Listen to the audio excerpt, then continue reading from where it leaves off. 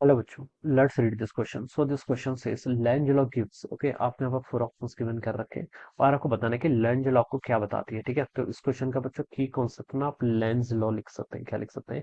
Lenz law will be the key concept of this question, length law. ठीक है, Lenz law का देखिए बच्चों हमने यूज कहाँ किया था? लेंज लॉ का यूज हम इलेक्ट्रोमैग्नेटिक इंडक्शन में करते हैं। किसमें?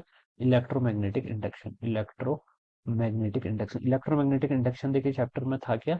देखिए अगर आपका कोई भी क्या होती है, करंट कैरिंग लूप किसी एक्सटर्नल मैग्नेटिक फील्ड में रखी होती है। ठीक है, और उससे जो मैग्नेटिक फ्लक्स अगर आपका चेंज होता है, मैग्नेटिक फ्लक्स चेंज होता है, तो उसके कारण क्या होता है? आपका ईएमएफ इंड्यूस होता है। क्या होता है? आपका ईएमएफ इंड्यूस। और हमने ये पढ़ा था जो आपका ईएमएफ इंड्यूस होता है वो किसके इक्वल होता है? Minus D phi by d T के इक्वल होता है। ठीक है, ये क्या होता है आपका? Minus D phi by d T के इक्वल। ठीक है, जैसे मान लीजिए मैं इसको एग्जाम्पल से समझा रहा हूँ। एक मैग्नेट है, this is north pole and this is the south pole of a magnet. और यहाँ पर आपके पास क्या है? कोई करंट कैरिंग ऐसे कोई कॉइल है। ठीक है, ये इस तरीके से मान लीजिए आपके पास क्या कोई ऐसा करंट कैरिंग कॉइल है। ठीक है, ये आपकी कोई करंट कैरिंग कॉइल है। अगर ये मैग्नेट आपका मूव करेगा, ठीक है, मैग्नेटिक फील्ड लाइन से कैसे नॉर्थ से बाहर की तरफ जाएंगे और ये विद सम वेलोसिटी मूव कर रहा है। ठीक है, तो देखिए इससे आपकी जो मैग्नेटिक फील्ड लाइंस होंगी वो क्या करेंगे? इंक्रीज करेंगी।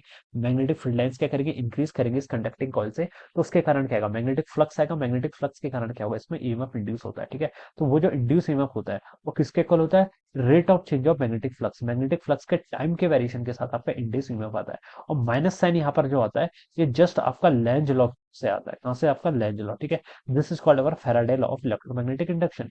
ये d phi by d t की वैल्यू तो हम किसी अलग तरीके से कैलकुलेट करेंगे। ठीक है, इसको डिफरेंशिएट करके। लेकिन माइनस साइन जो बताता है ये आपका लेंज लॉ का क्या है? कंट्रीब्यूशन है। ठीक है, और लेंज लॉ ये कहती है कि जो आपका ईएमएफ इंड्यूस होता है वो इस तरीके से होता है कि such that it will always opposes the cause which produces it. ये क्या करता है? जिस कॉज के कारण आपका प्रोड्यूस हो रहा है उसको क्या करता है? अपोज करता है, यानी कि आपको डायरेक्शन का सेंस देता है। ठीक है, तो लेंज लॉ क्या बताती है? Lenz law gives us about the direction of induced current. आपकी इंड्यूस्ड करंट की क्या बताती है? डायरेक्शन बताती है, direction of induced current.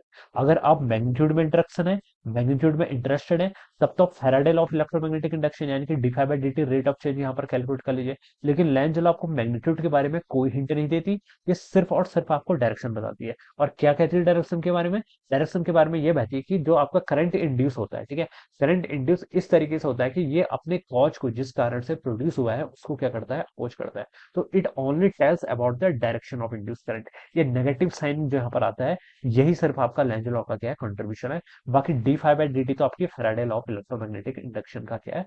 Principal है। ठीक है, ये वहां पर से चीजें डिफाइन होती है। ऑलराइट, तो लेंज लॉ हमें सिर्फ डायरेक्शन बताती है। तो जो इसका ए ऑप्शन है, क्या लिखा है? The direction of the induce current, ये बिल्कुल करेक्ट है।